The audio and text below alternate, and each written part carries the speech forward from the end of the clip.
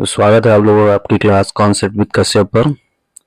तो आज हम लोग आरआरबी ग्रुप डी और एनटीपीसी मैथ के कुछ बढ़िया से पीवाईक्यू क्वेश्चन करने वाले हैं। पहला क्वेश्चन देखते हैं। 5 खरीदे 3 मुफ्त पाए की योजना में छूट प्रतिशत कितना है। 5 की खरीद पर 3 आपको मुफ्त मिल रहे हैं, तो आप कुल कितने लेकर के आ रहे हैं? आप कुल 8 लेकर के आ रहे हैं, और जिसपे मुफ्त कितनी मिल रही है? 3 आपको मुफ्त मिल रही है। तो डिस्काउंट परसेंट यही हो जाएगा हमारा। डिस्काउंट परसेंट क्या हो जाएगा कि मुफ्त वाली कितनी आपको मिल रही है और बटे कुल कितनी आप लेकर के आ रहे हैं गुणे 100। तो यहाँ से अगर हम लोग देख लें, अगर डिवाइड कर लें तो ये हो जाएगा 25 4 से, और ये 2 बार में हो जाएगा। ठीक है, और अगर हम लोग इसको मल्टीप्लाई कर ले तो 25 नहीं 75 बटे 2 से इसको काट ले तो ये हो जाएगा 37.5%। तो ऑप्शन नंबर ए हमारा करेक्ट हो जाएगा। अगला क्वेश्चन है, यदि 2 3 4 के का माध्य के है तो बहुलक ज्ञात करें। माध्य बराबर क्या होता है? जो प्रेक्षण दिए हुए हैं इनका योग, यानी सम ऑफ ऑब्जर्वेशन।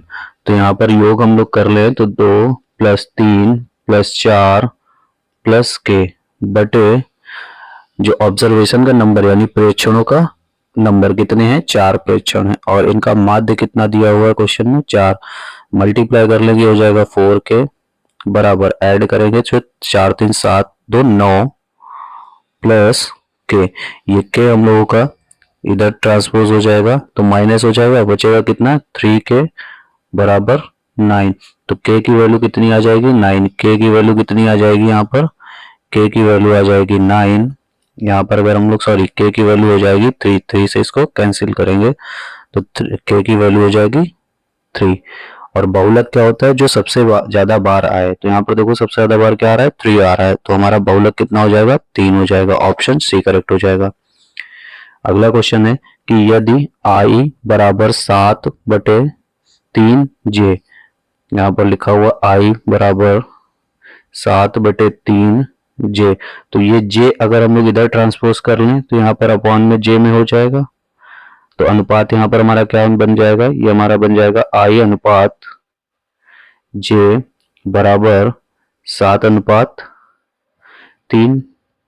ठीक है, और अगर ये वाला हम लोग देख लें, यहाँ पर क्या लिखा हुआ है? जे बराबर 4/5 के, तो के जब इधर ट्रांसपोज होकर के आ जाएगा इसके अनुपात में तो ये हो जाएगा जे बटे के। तो अनुपात हमारा कितना बन जाएगा? 4/5, यानी यहाँ पर जे अनुपात के हो जाएगा 4/5। जब तीनों का अनुपात निकालना होता है तो हम लोग क्या करते हैं, जहां पर ये पहला वाला खत्म हो रहा आई जे, और फिर ये जे से ही स्टार्ट करते हैं जे के में। तो अब इसको मल्टीप्लाई हम लोग कैसे करेंगे? क्रॉस मल्टीप्लाई करते हैं पहले 7 को 11 से, तो हो जाएगा 7 को 4 से, 7 चौक 28, 3 चौक 12 और 3 पचे 15। तो 28 12 15, ऑप्शन सी हमारा करेक्ट हो जाएगा अनुपात में। और इसी को अगर हम लोग और भी चाहते तो कैसे कर सकते थे? दूसरा हम लोग इसका ये कर सकते थे, यहाँ पर हमारा आई और जे लिखा हुआ है 7/3, यहाँ पर जो हमारा लिखा है जे अनुपात के 4/5। तो यहाँ पर जो जे हम लोगों का डिफरेंट हो जाता है, यहाँ पर 3 यहाँ पर 4, तो इसका हम लोग एलसीएम ले लेते हैं। तो इसका एलसीएम कितना हो जाएगा? 3 और 4 का 12। अब इसको 12 करने के लिए क्या हम लोग करेंगे? ये अगर हमारा लिखा हुआ है कि आई बटे जे 7/3 और यहाँ पर लिखा हुआ है जे बटे के 4/5, तो इसका अनुपात, इसको 12 बनाने के लिए यहाँ पर 3 से गुणा, तो नीचे भी 3 से गुणा करा लेंगे। और यहाँ पर जो इसको जे को 12 करने के लिए 4 से गुणा, तो ऊपर भी 4 से गुणा। अब हमारा आई कितना हो जाएगा? 7 चौक 28 और जे कितना हो जाएगा? 12 और के कितना हो जाएगा? 5 3 15। तो ऐसे भी हम लोग कर सकते थे। अगला क्वेश्चन है हमारा क्वेश्चन नंबर 4।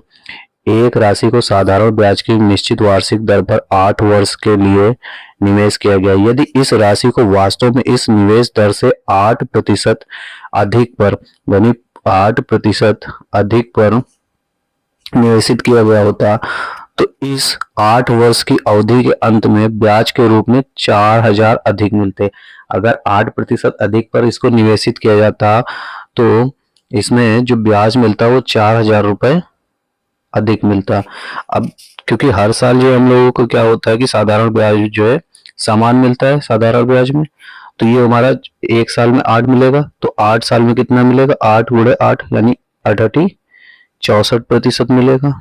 और ये 64% की वैल्यू क्वेश्चन में दी हुई है 4000 है। तो यहाँ से अगर हम लोग 1% की वैल्यू निकालने तो कितना हो जाएगा 4000 बटे 64।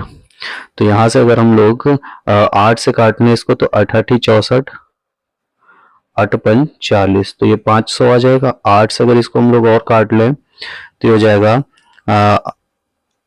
8 छंग 48, बचेंगे 2, यहाँ पर 20 हो जाएगा। 8 दूनी 16, बचेंगे 4, दशमलव लगा लेंगे, 0 पड़ जाएगा, 40 हो जाएगा, 8 5 40। तो 1% बराबर हमारा आ जाएगा 62.5, और हमें चाहिए कितना 100% चाहिए, तो 100 से इसको मल्टीप्लाई कर देंगे तो ये हमारा आ जाएगा 6250। ऑप्शन नंबर बी करेक्ट हो जाएगा। अगला क्वेश्चन देखते हैं, क्वेश्चन नंबर 5। 3 किलोग्राम सेब और 4 किलोग्राम संतरे का मूल्य 210 रुपए है। 5 किलोग्राम सेब और 2 किलोग्राम संतरे का मूल्य 175 रुपए है। तो 1 किलोग्राम सेब का मूल्य ज्ञात कीजिए। जब 1 किलोग्राम सेब का मूल्य ज्ञात करना है तो यहाँ पर हम लोग क्या कर ले, मान लो 1 किलोग्राम सेब का मूल्य x रुपए है, तो टोटल कितने का हो जाएगा 3x का, प्लस और संतरे का मूल्य हम लोग y मान लेते हैं तो ये हो जाएगा 3y, सॉरी ये हो जाएगा हम लोगों का 4y। तो टोटल हमारा 210 रुपए बनेगा। इसी तरीके से 5 किलोग्राम यानी 5x प्लस 2y, ये हमारा हो जाएगा 175। तो इसमें हमें मूल्य ज्ञात करना है किसका, सेब का ज्ञात करना है। तो सेब वाला को छोड़कर के हम लोग संतरे वाला बराबर कर लें। तो इसको हम लोग क्या करें, 2 से अगर गुणा करा दें इस इक्वेशन को तो ये हो जाएगी हमारी 10x प्लस 4y बराबर 350। और ये पहली इक्वेशन हमारी क्या थी, 3x plus 4y is equals to 210। तो यहाँ पर जब हम लोग इसको क्या करेंगे, सब्ट्रैक्ट करेंगे, ये माइनस हो जाएगा, ये माइनस हो जाएगा, ये माइनस, तो ये माइनस प्लस कैंसिल हो जाएगा। यहाँ पर आ जाएगा 7x बराबर 350 से 210 माइनस कर लेंगे तो हमारा आ जाएगा 140। और x ही क्योंकि 1 किलोग्राम सेब का मूल्य माना था तो 7 से इसको जब हम लोग डिवाइड कर देंगे तो ये 20 आ जाएगा। तो x की वैल्यू कितनी आ गई 20, यानी ये 20 किलोग्राम सेब की कीमत रही होगी 1 किलोग्राम की। ऑप्शन ए करेक्ट हो गया। अगला क्वेश्चन पर हम लोग आते हैं। अगला क्वेश्चन ये रहा हमारा क्वेश्चन नंबर 6। मुनिया और उसकी बेटी साक्षी की औसत आयु 21 वर्ष है। उनकी आयु का अनुपात 5 और 2 है। तो साक्षी की आयु ज्ञात कीजिए। मुनिया और साक्षी का अनुपात कितना है 5:2। तो योग कितना हो जाएगा, योग हो जाएगा 7। लेकिन दिया क्या है कि औसत है, तो इस औसत में अगर हम लोग क्या करें 2 से गुणा करा दें तो ये हमारा हो जाएगा योग, ठीक है। 21 दूना हो जाता है 42 और ये हमारा 7 यूनिट के बराबर है। तो 1 यूनिट की वैल्यू कितनी हो जाएगी, 1 यूनिट की वैल्यू हमारी हो जाएगी 7×42। और चाहिए किसका, हमें साक्षी की आयु चाहिए। साक्षी की वर्तमान आयु कितनी है 2 यूनिट। तो इस 2 यूनिट की वैल्यू कितनी हो जाएगी, 1 है 6 गुना हो रहा है तो 2 का 6 गुना कितना हो जाएगा 12 वर्ष। ऑप्शन हमारा डी करेक्ट हो जाएगा। अगला क्वेश्चन है द्विघात समीकरण x² minus 6x plus 5 is equal to 0 के मूल क्या होंगे। तो मूल बराबर हमारा क्या होता है, x का फॉर्मूला क्या है, -b plus minus under root b² minus 4ac upon 2a। तो यहाँ पर b की वैल्यू कितनी है -6, तो ये माइनस और ये माइनस रखेंगे तो प्लस का 6 हो जाएगा, यहाँ पर plus minus square root of b का स्क्वायर यानी माइनस का 6 का स्क्वायर कितना हो जाएगा 36 माइनस 4 हमारा फॉर्मूले में है, a की वैल्यू है 1 और c की वैल्यू है 5। तो 5 को 20 हो जाएगा। डायरेक्ट हम लोग यहाँ पर 20 रख लें बटे 2a कितना 2 रह जाएगा। ठीक है, ये हो जाएगा 6 प्लस माइनस 36 से 20 माइनस करेंगे, ये आ जाएगा स्क्वायर रूट 16। स्क्वायर रूट 16 का मतलब है 4 बाहर आ जाएगा अपॉन 2। अब इसको यहाँ से हम लोग क्या करेंगे, अलग अलग लिख लेंगे, एक बार प्लस में एक बार माइनस में लिख लेंगे। तो ये हमारा हो जाएगा 6 प्लस 4 बटे 2 और एक बार हमारा क्या हो जाएगा 6 माइनस 4 बटे 2 आ जाएगा 10 बटे 2 और ये हो जाएगा हमारा 2 बटे 2। सॉल्व करेंगे तो आ जाएगा 5 और 1। जब इसको काटेंगे तो 5 बार में कटेगा, यहाँ पर ये 1 बार में कटेगा, तो मूल क्या आ जाएंगे 5 और 1। ऑप्शन सी करेक्ट है। अगला क्वेश्चन, निम्नलिखित को सरल करें। तो निम्नलिखित को सरल करें, 3x स्क्वायर का होल पावर 5 और अपॉन 6x की पावर -2 और इसकी पावर होल पावर 2। तो यहाँ पर जब हम लोग पावर क्या हो जाती है, अंदर मल्टीप्लाई हो जाती है, तो ये आ जाएगा 3 की पावर 5 इंटू x की पावर मल्टीप्लाई होकर के हो जाएगी x की पावर 10 अपॉन, यहाँ पर जब हम लोग कर लेंगे तो ये हो जाएगा 6 की पावर 2 इंटू x की पावर -4। अब यहां पर हम लोग इसको ब्रेक करके क्या लिख सकते हैं, 2 की पावर 2 इंटू 3 की पावर 2 और ये 3 की पावर 2 ऊपर जाकर के माइनस हो जाएगी, तो ये हमारा हो जाएगा 3 की पावर 5 माइनस 2 इंटू 10 की पावर, यहाँ पर x की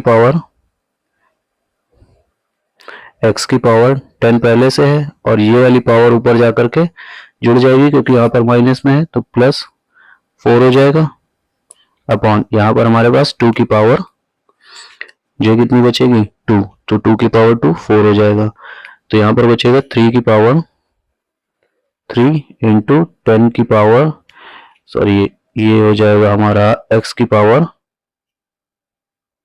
14 अपॉन 4 और 3 की पावर 3 बराबर क्या होता है 27। तो ऑप्शन हमारा क्या करेक्ट हो जाएगा, ऑप्शन नंबर हमारा करेक्ट हो जाएगा सी, 27 x की पावर 14 बटे 4। अगला क्वेश्चन है हमारा, अविनाश की आयु उसके पुत्र की आयु का 5 गुना है। कौन कौन है, अविनाश और उसका पुत्र अर्जुन। ये अविनाश हो गया और ये अर्जुन। तो अविनाश की आयु उसके पुत्र अर्जुन की आयु का 5 गुना है।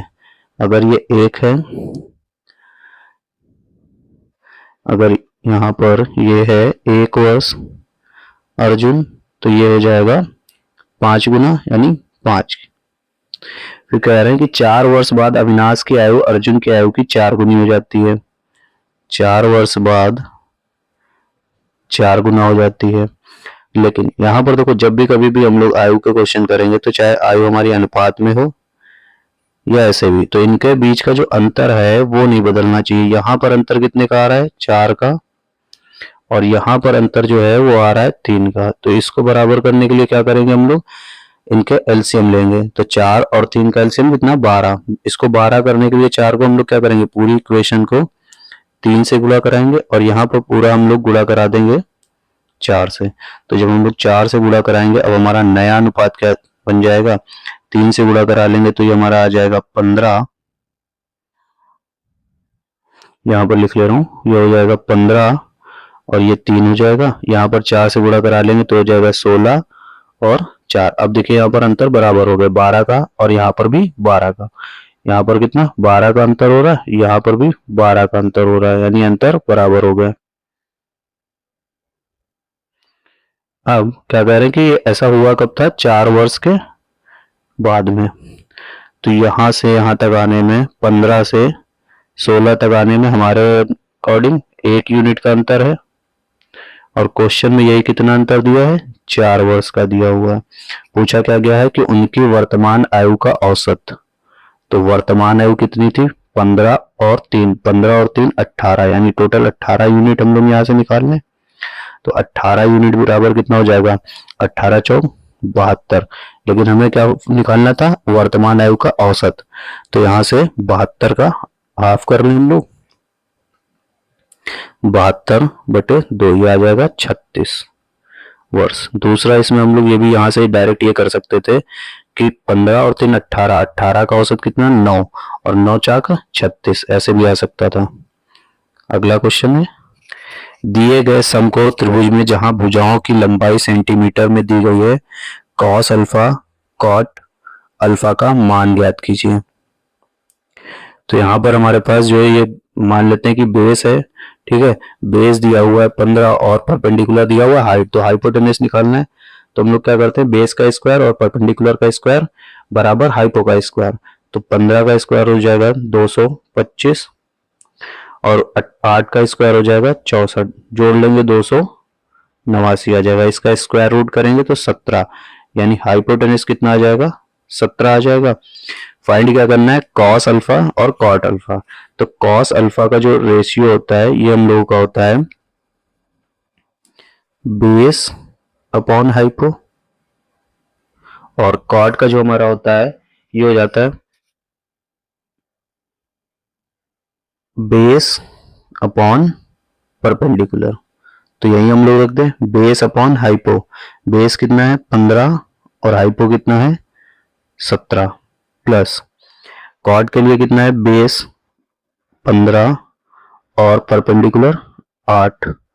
तो यहां पर हम लोग ये इसको जब सॉल्व करेंगे तो डायरेक्ट हम लोग क्या कर लें, एलसीएम ले लें। तो एलसीएम के लिए यहाँ पर अगर हम लोग 15 कॉमन ले लें, क्योंकि 18 और 7 में 17 में कुछ भी, 8 और 17 में कुछ भी कॉमन नहीं है, तो हो जाएगा 8 + 17, क्रॉस मल्टीप्लाई कर लें, और 8 7 56 का 6 यहाँ से लगे 5, 8 कम 8 5 13, 136। तो हो जाएगा 15 × 17 और 8, तो 17 और 8 कितना हो जाता है 25/136। अब अगर हम लोग देखें मल्टीप्लाई करेंगे तो हमारा यूनिट डिजिट 5 आना चाहिए न्यूमरेटर में, यानी ऑप्शन सी करेक्ट हो जाएगा। 15 × 75 का 5, यहाँ से लगे 7, 15 दूना 30 और 7 37, 175/36। अगला क्वेश्चन, दिए गए आंकड़ों का अध्ययन कीजिए और उनमें अनुपस्थित संख्या ज्ञात कीजिए। रीजनिंग का क्वेश्चन है ये। 22 है तो इसका स्क्वायर कितना हो जाता है 484। 202 का जो स्क्वायर करेंगे तो कितना हो जाएगा 40 80 4। मतलब यहाँ पे देखो अगर बीच में एक 4 है, सॉरी एक 0 है, तो हम लोग 40804 लिखेंगे। 2 0 है तो 4 2 टाइम 0 फिर 8 फिर 2 टाइम 0 फिर 4। तो इसी तरीके से यहाँ पर जो 20,002 है तो इसमें हम लोग जब मल्टीप्लाई करेंगे तो कितना हो जाएगा, 4 से स्टार्टिंग करेंगे और बीच में कितने 0 है 3 0 है, 3 0 लिखेंगे, 8 लिखेंगे, फिर 3 0 लिखेंगे और फिर 4 लिखेंगे। तो ऑप्शन हमारा कौन सा करेक्ट हो जाएगा, ऑप्शन हमारा ए करेक्ट हो जाएगा।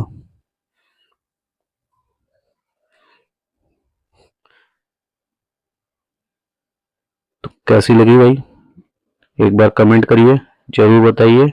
मिलते हैं अपने अगली वीडियो में, तब तक के लिए धन्यवाद, बाय बाय।